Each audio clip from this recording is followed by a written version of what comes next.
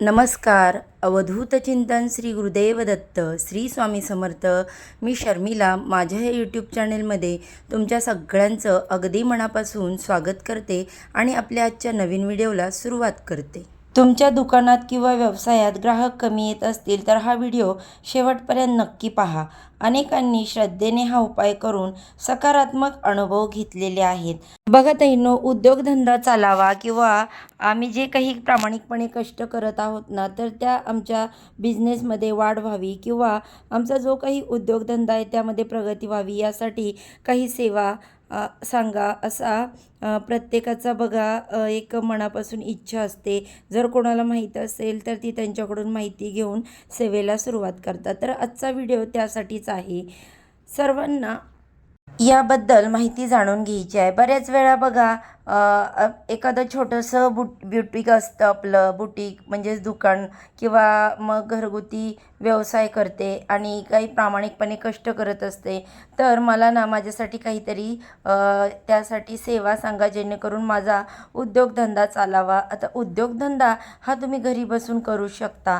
तुमचं मेडिकल आहे, तुमचं पार्लर आहे, अगदी छोटा गाडासुद्धा आहे. त्याच्यासाठी तुम्ही प्रामाणिकपणे कष्ट करत आहात, पण त्या कष्टाला नशिबाची साथ असणं सुद्धा महत्त्वाचं असतं. थोडक्यात काय की लक्ष्मीप्राप्ती ही उद्योगधंद्यात बढती व्हावी, प्रगती व्हावी म्हणून आपल्याला ते वाटत असतं. आता त्यासाठी काय करावं? सगळ्यात आधी जो प्रामाणिकपणे कष्ट करत असतो, तो खरंच मेहनत करत असतो, त्याला परमेश्वराची कृपा असतेच. पण जसं मी तुम्हाला सांगितलं की कुठेतरी नशिबाची साथ असणं सुद्धा महत्त्वाचं आहे. तर आता त्यासाठी काय गोष्टी आहेत त्या आपण बघूयात. तुम्हाला माहिती आहे का, भगवद्गीतेमध्ये सुद्धा सांगितलं आहे की एखादी गोष्ट तुम्हाला मिळणार आहे किंवा एखादी गोष्ट प्राप्त करण्यासाठी तुम्ही जी धडपड करत असणार तर त्याच्यामध्ये काही काही गोष्टी खूप महत्त्वाच्या आहेत. त्याच्यामध्ये येतं ते तुमचं पूर्वसंचित जे काही आपण घेऊन आलेलो आहे ते संचित. दुसरं येतं तुमचं प्रामाणिक कष्ट. तुम्ही लोकांना काय देता किंवा तुम्ही कसे वागता त्याच्यानुसार आपल्याला ते फळ मिळत असतं. जेव्हा आपण एखाद्याला देत जातो किंवा बघा युनिवर्स आपण कोणाला तरी काहीतरी देत जातो, मग ते कुठल्या ना कुठल्या स्वरूपात देत जातो ना, तेवढंच परतफेड आपल्याला चांगल्या स्वरूपात मिळत असतं. आणि तिसरा आणि तो महत्त्वाचा भाग आहे ते म्हणजे तुमचे कर्म. भगवद्गीतेमध्ये सुद्धा कर्माचा उल्लेख केलेला आहे की तुम्ही कसे कर्म करता, तुम्ही काय अध्यात्म तुम्हाला म्हणजे तुमचे चांगले वाईट कर्म, तुम्ही कोणाला काय बोलता, तुम्ही किती निंदा नालस्ती करता, तुम्ही किती मदत करता, हे सुद्धा तुम्हाला तुमच्या अडचणीच्या काळात त्याच गोष्टी कामाला येतात. आणि प्रगतीच्या मार्गावरती जाण्यासाठी ना या मागच्या गोष्टी क्लिअर करणं खूप महत्त्वाचं असतं. आता सगळ्यात आधी येतं की काय केलं पाहिजे. तर बघा, तुमचा कुठलाही उद्योगधंदा असेल, कुठलाही आपण म्हणजे तुम्ही अगदी मेडिकल, पार्लर, एखादा छोटासा गाडा किंवा एका छोटंसं स्टॉल का पण नाही, एखादा टेबल घेऊन जरी तुम्ही काहीतरी नव्याने करू पाहत आहात तर तिथे ना महाराजांचा छोटासा फोटो असावा. आता मी स्वामी सेवेकरी आहे म्हणून तुम्ही ज्या देवाला मानता कुठल्याही देवाचा, मग तिथे तुम्ही गणपती बाप्पा आहे किंवा महाराज आहेत कुठले, तर तिथे छोटासा फोटो असावा.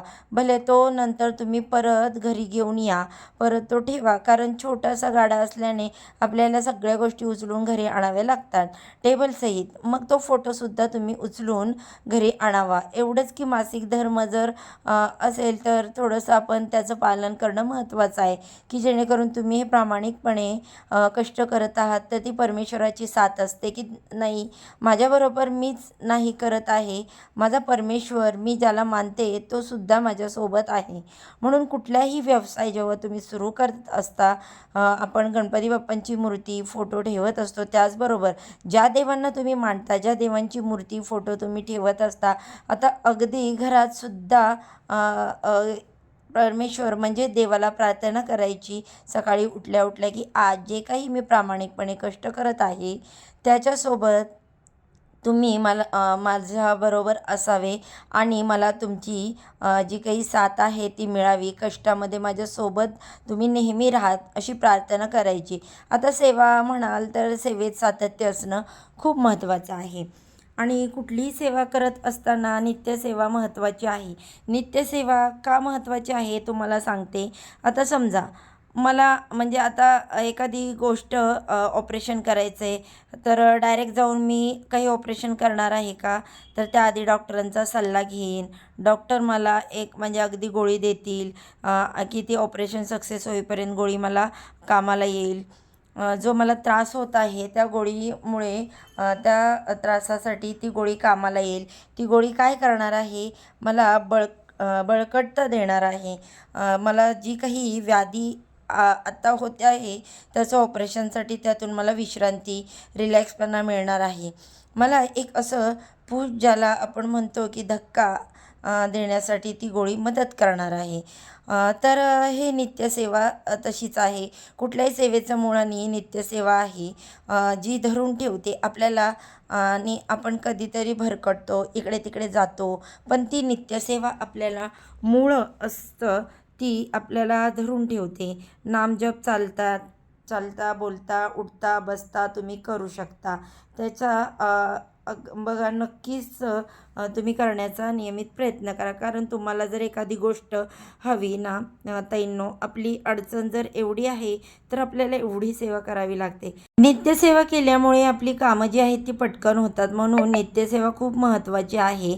दुसरं आता पैसा पाहिजे, उद्योगधंद्यात बढती व्हावी, प्रगती व्हावी. म्हणजेच काय, लक्ष्मी प्राप्ती झाली ना तर आता बऱ्याच ठिकाणी बघा आपल्या केंद्रामध्ये म्हणा किंवा स्वामींच्या मठामध्ये व्यापार बुद्धी यंत्र मिळतं.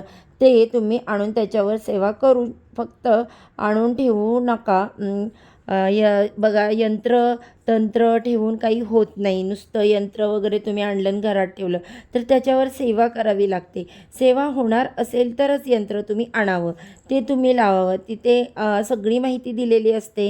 हे यंत्र आणून तुम्ही लावू शकता, रोज त्याची पूजा करायची, दर महिन्याला त्याच्यावर हातात घेऊन 15 दिवसाला त्याला हातात घेऊन त्याच्यावरती मंत्रजप करायचा असतो. त्यातलं ते सगळं दिलेलं असतं. तुम्ही बघा जवळच्या केंद्रात तुम्हाला ते मिळून जाईल.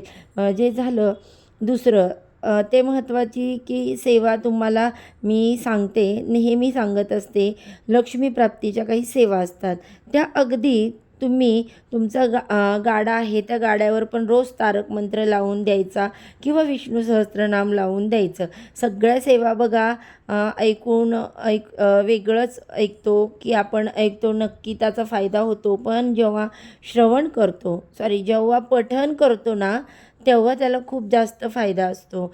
आणि न चुकता रोज 3 वेळा व्यंकटेश स्तोत्र. मग ताई बघा आता माझा गाडा आहे, मी घरात सेवा करू शकते का?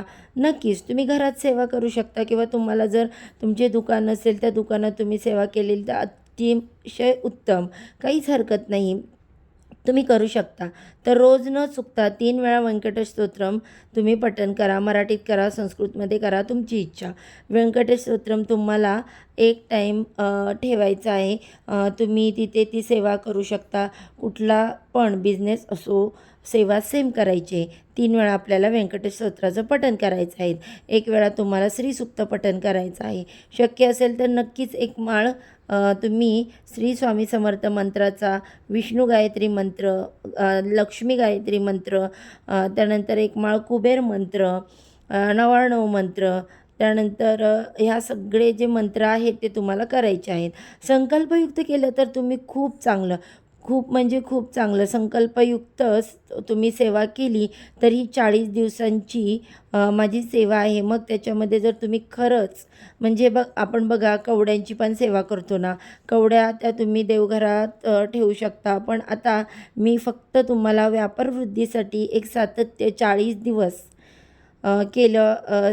मग देव कोण मी कोण असं नाही, तुम्ही सातत्य ठेवा. तुम्हाला आणि आपल्याला अनुभव आला ना, आपण त्या सेवा करतच असतो. मग काय करायचं, 3 वेळा तुम्ही व्यंकटेश स्तोत्राचं पठण करा, 1 वेळा श्रीसूक्तम, 1 माळ नसेल बघा शक्य तर 16 वेळा विष्णू गायत्री मंत्र. मी तुम्हाला आधीच सांगितलं, अडचण आहे तर सेवा ही तेवढ्याच पटीने वाढवायची असते. मग अगेन तुमची इच्छा, जसं तुम्हाला जमेल तसं तुम्ही करू शकता. 16 वेळा किंवा 24 वेळा विष्णू गायत्री मंत्र, कुबेर गायत्री मंत्र, नवार्णव मंत्र, लक्ष्मी गायत्री मंत्र, एक माळ श्री स्वामी समर्थ मंत्राची तुम्हाला करायची आहे. आता हे करून झाल्यानंतर 2 स्तोत्र आहेत, खरं तर 3 आहे. त्याच्यामधलं एक आपण श्रीसूक्तम ऑलरेडी पठण करणार आहोत. त्याच्यामध्ये 2 आहेत महालक्ष्मी अष्टकम आणि कनकधारा स्तोत्र. खरंच तुम्हाला सांगते, धनवृद्धीसाठी कनकधारा स्तोत्रम अगदी व्यापार असो किंवा नोकरी जरी असली तरी घरात कनकधारा स्तोत्र रोज लावा. ज्या पद्धतीने आपण या संपूर्ण अधिक महिन्यामध्ये सेवा केली की नाही, व्यंकटेश स्तोत्र, विष्णू सहस्त्रनाम, बऱ्याचपैकी आता लोकांना ते कळलं की आता त्याच्यानंतर काय भले अडचणी येतील आपल्याला वाचायला किंवा ऐकायला, पण ऐकताना पण बऱ्याच वेळा आपले शब्द चुकतात, पण आपल्याला कळतं की त्याच्यानंतर काय आहे. तसंच ते तुम्ही जर कनकधारा स्तोत्र जर ऐकलं, रोज रोज वाचलं ना, तर तुम्हाला किंवा ऐकलं ना तरी तुमच्यामध्ये खूप छान असा बदल घडतो. म्हणजे तुम्ही खूप करोडपती व्हाल, तुम्ही खूप श्रीमंत व्हाल असं मला अजिबात म्हणायचं नाही. पण नक्कीच तुमचं जे काही प्रामाणिकपणा तुम्ही प्रयत्न करताना तर त्याला तुम्हाला यश मिळणार. सातत्य ठेवा. आता 40 दिवसांच्या सेवेमध्ये एखादा दिवस इकडे तिकडे गेला तरी हरकत नाही. आता व्यापारात वृद्धी आपण एवढं प्रामाणिक कष्ट करत आहोत तर मांसाहार वर्ज्य करावा. त्यानंतरही तुम्ही सेवा कंटिन्यू करू शकता. मग कंटिन्यू करू शकता.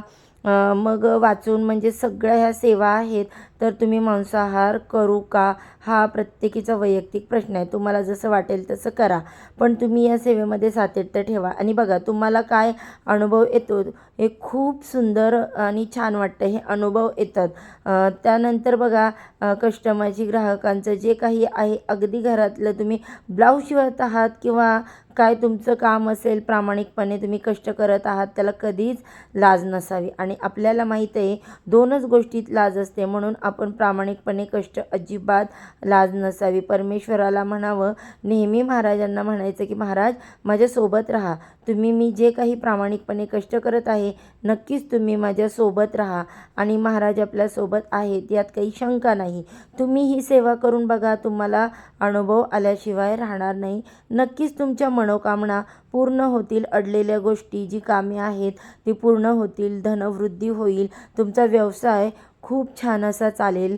तर बघा आजच्या दिवशी एवढी सेवा, झालेली सेवा स्वामी महाराजांच्या चरणी रुजू करते आणि इथेच थांबते. व्हिडिओ जर आवडला तर व्हिडिओला जाता जाता एक लाईक करा आणि हो, नुसतं लाईक करू नका तर सबस्क्राईब पण करा, ज्यामुळे जेव्हा पण मी माझ्या चॅनेलवरती नवीन व्हिडिओ अपलोड करेल त्याचे नोटिफिकेशन सर्वात आधी तुम्हाला मिळेल आणि तुम्ही एक पण व्हिडिओ मिस करणार नाही. चला तर मग आजच्या व्हिडिओचा इथेच एंड करते. सर्वांना श्री स्वामी समर्थ.